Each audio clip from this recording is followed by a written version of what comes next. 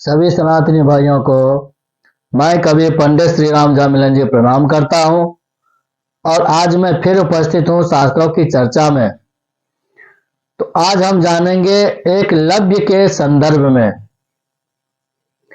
वैसे तो सबको यही जानकारी है, एकलव्य का अंगूठा द्रोणाचार्य जी ने दक्षिणा में मांग लिया था और एकलव्य ने बिना देरी लगाए ही वो अंगूठा दे दिए थे। बस इतना जानकारी सबको है। इसके आगे जो हमको जानकारी मिला है वो मैं आपके सामने लाया हूं। एकलव्य, उनका दूसरा नाम अभिद्युम्न भी था।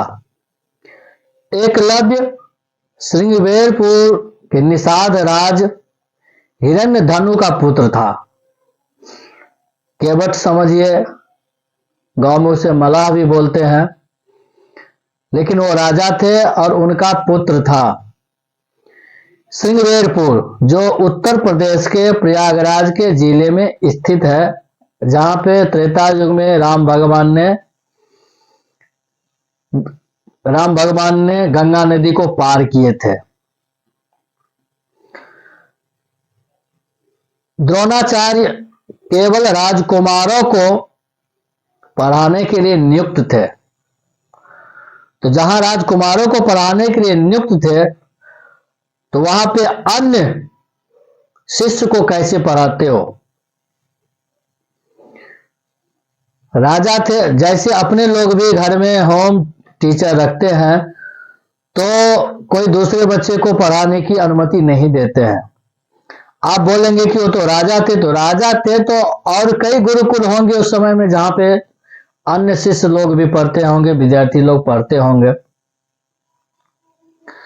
दूसरी बात है, अभी भी जो वर्तमान में एग्जाम होता है, तो जो विद्यार्थी चोरी करके लिखते हैं और पकड़े जाने पे उनका परीक्षा एग्जाम रद्द कर दिए जाते हैं, उनको परीक्षा से निकाल दिए जाते हैं। कभी कभी तो ऐसे भी सुनने में आता है कि वो फिर भविष्य में कभी परीक्षा नहीं दे सकते हैं, ऐसा भी मुझे सुनने में आया है।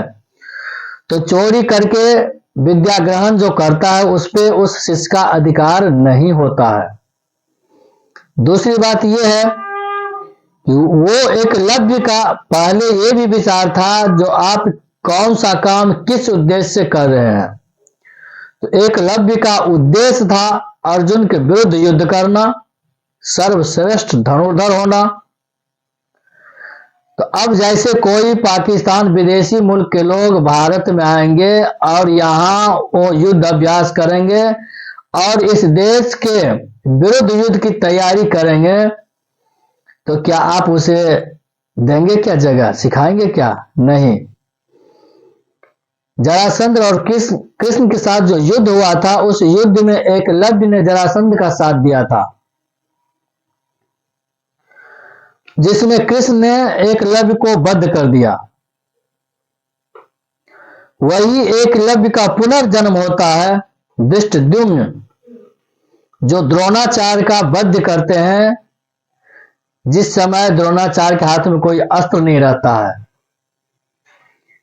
द्रोणाचार्य जी निहत्थे होते हैं, ब्राह्मण हैं, गुरु हैं, फिर भी उनका गर्दन काट लिए थे। ये बात तो जानकारी बहुत कम लोगों को है।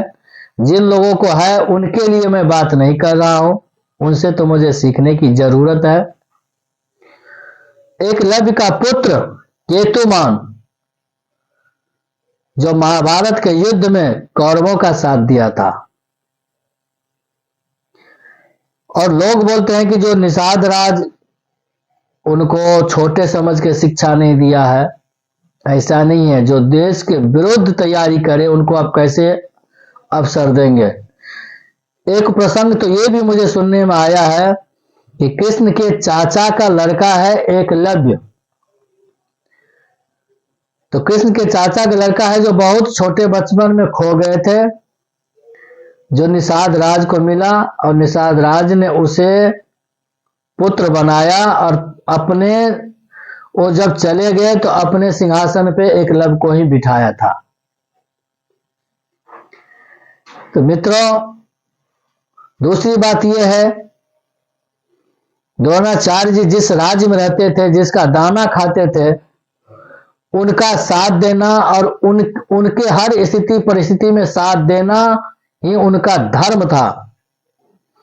वो धर्म और अधर्म बढ़िया से जानते थे, लेकिन जिनका उसने दाना खाया, जिनके साथ उसने रहा, उनका साथ देना धर्म समझा, इसलिए पांडवों के साथ वो नहीं गए। तो जो जानकारी मुझे जहां से मिला है वो मैं आपके सामने लाया हूं। अब आपको जो जानकारी है वो हमारे साथ आप शेयर कर सकते हैं, जिससे मुझे भी जानकारी मिले। और जो जानते हैं, बहुत जानते हैं, जो गुरुजी जैसे लोग हैं, उनसे तो मुझे सीखने की जरूरी है। उनके लिए मैं वीडियो नहीं बना रहा हूं, मैं उनके लिए वीडियो बना रहा हूं जो नहीं जानते हैं, जिन्हें समय नहीं है, जो किताब खरीद के पढ़ नहीं सकते, पढ़ने का समय नहीं है, उन लोगों के लिए वीडियो बनाता हूं। सभी सनातनी भाइयों को मैं एक बार फिर से प्रणाम करता हूं।